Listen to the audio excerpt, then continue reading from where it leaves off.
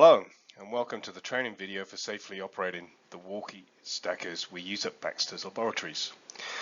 You must review the contents of this video and correctly answer all the questions to qualify for operating the walkie stackers. Only qualified personnel can operate the stackers. Safety precautions.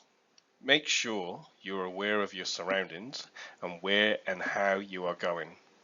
Be careful not to get pinned or crushed, especially fingers on the handle, between the truck and fixed objects such as walls or posts.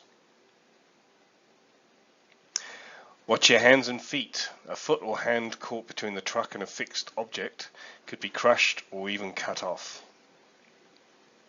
Keep to the side of the truck while traveling. Power unit first. Make certain the truck won't hit the back of your leg or foot. Don't let the truck run over your foot. If traveling forks first, keep both hands on the control handle and be careful when changing direction of travel. Keep your truck under control at all times. Operate at a speed that allows you to stop safely. Be even more careful on slippery or uneven surfaces. Do not run over objects on the floor.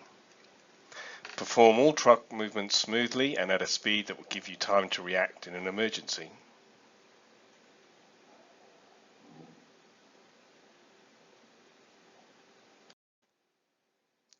Tip-overs and falls are very serious accidents.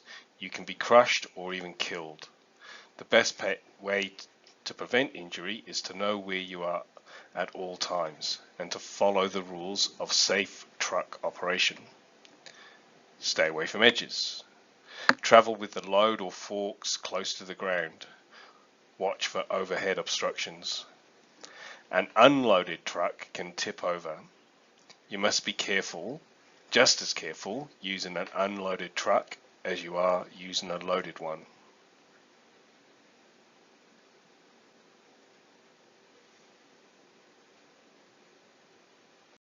Keep your hands and feet away from all moving parts such as masts, chains, forks or wheels.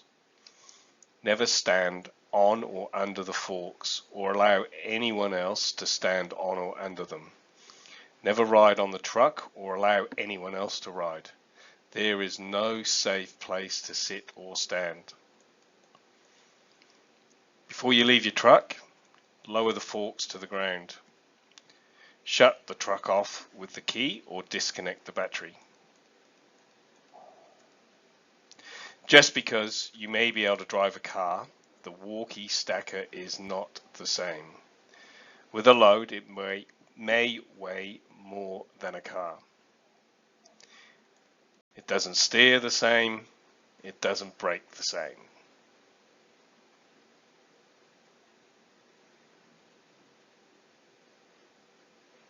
When traveling forks first, you must use both hands to operate the control handle. Watch your feet if you change the direction of travel.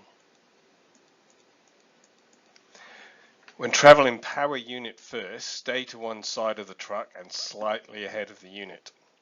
Use the hand closest to the truck to operate the control handle.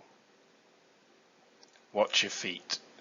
Stay out of the path of the truck.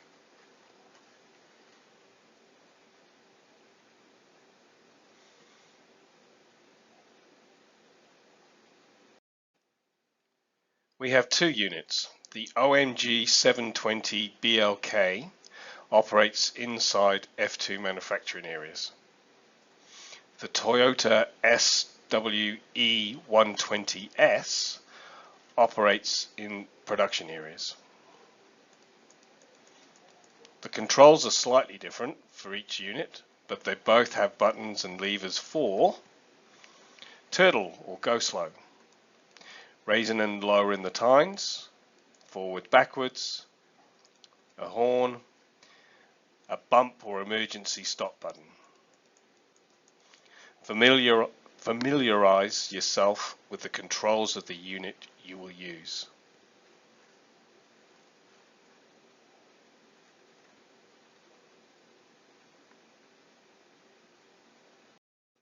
Know the capacity of your unit.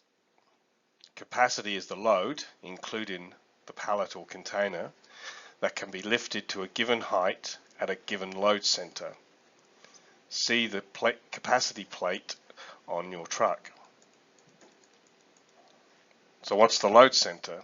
The load center is the distance from the load backrest or vertical face of the fork to the center of an evenly distributed load. The capacity of the Toyota unit is 1,200 kilos if the center of the load is 600 mil from the backrest, or 900 kilos if the load is 800 mils from the backrest.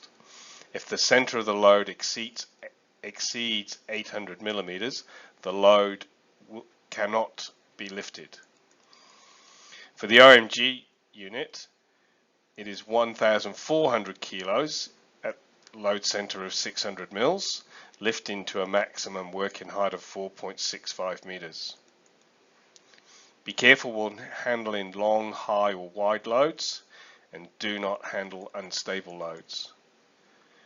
Know the capacity of your truck as shown on the plate. Use the correct units of measure.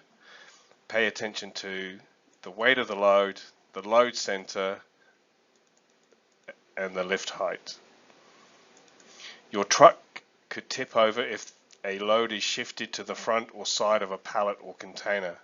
Make sure your load is evenly distributed and centered over the forks. Operating the units. The Toyota does not have a key. There is a keypad under the handle. To start the unit, press 1, 2, 5, 8, then the green key in sequence. The LED screen will light up to indicate the unit is on. To turn the unit off, press and hold the red button until the LED screen goes blank. To disconnect the battery, push the red button on the battery housing. Disconnect the battery if the unit does not appear to be operating correctly and report it to your supervisor. To start the OMG unit, turn the key to on. The battery indicator will light up, indicating how much battery power is remaining. Turn the unit to off by the key. To disconnect the battery, push the red button next to the key. Again, disconnect the battery if the unit doesn't appear to be operating correctly and report it. Like driving cars, knowing how to stop is probably the most important thing you need to learn.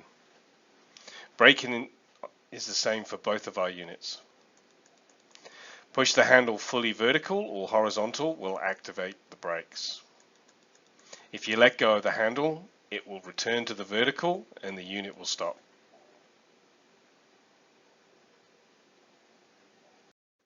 Another method for stopping, or more accurately reversing the unit in the direction of the tines, is to hit the reversing button, also called the bump or emergency stop. The reversing button is designed to prevent serious crushing injuries if the operator is trapped between the unit and a fixed object such as a wall. However, you should not rely on this. It may prevent serious injuries, but you may still get injured.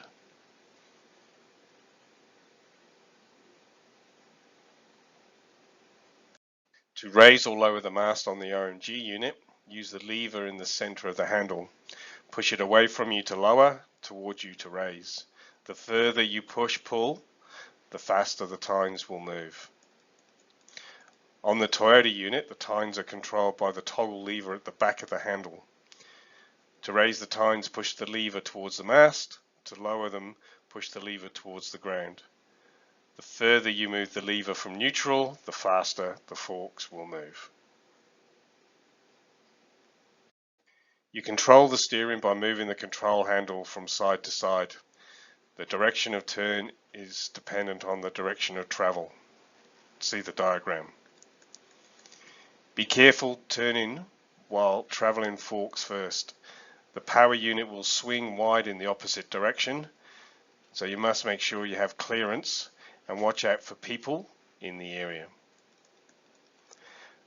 Powder or liquid spills can cause slippery floors. Slow down or you could lose control of steering and braking. Be careful and allow for a longer stopping distance and don't run over objects on the floor.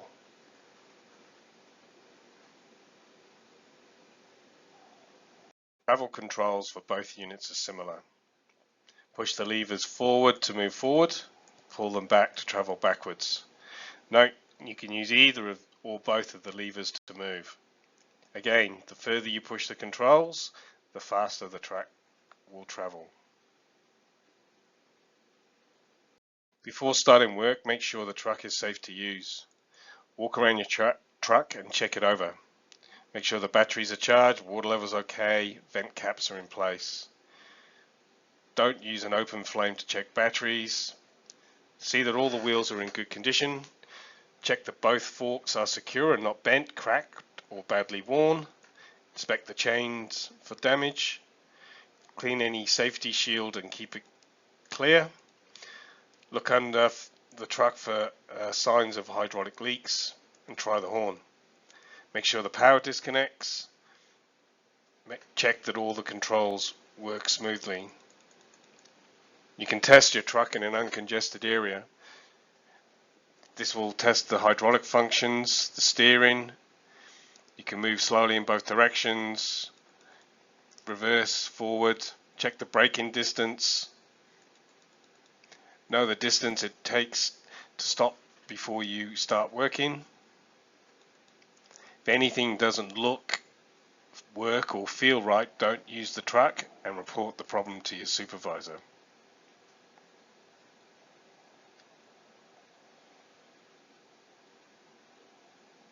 Before charging, park the truck in the assigned charging area. Ensure nothing hinders ventilation above the battery. Switch off the truck. Open the battery cover. Separate the battery connections. Rinse off and dry the battery. Make sure the battery charger is switched off. Connect the battery charger to the charging socket. Start the charger. Whilst it's charging, after a couple of minutes, check that the charger indicates the correct charge. And after charging, if fitted, make sure that the ammeter indicates an insignificant or no reading and that the maintenance charging lamp is on. On the Toyota unit, the battery symbol is continuously lit and the red LED is flashing. Switch off the battery charger, reconnect the battery and close the compartment lid.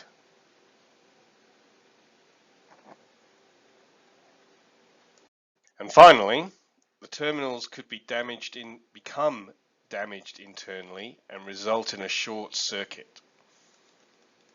Never pull the cables to disconnect from the charger. Use the connectors.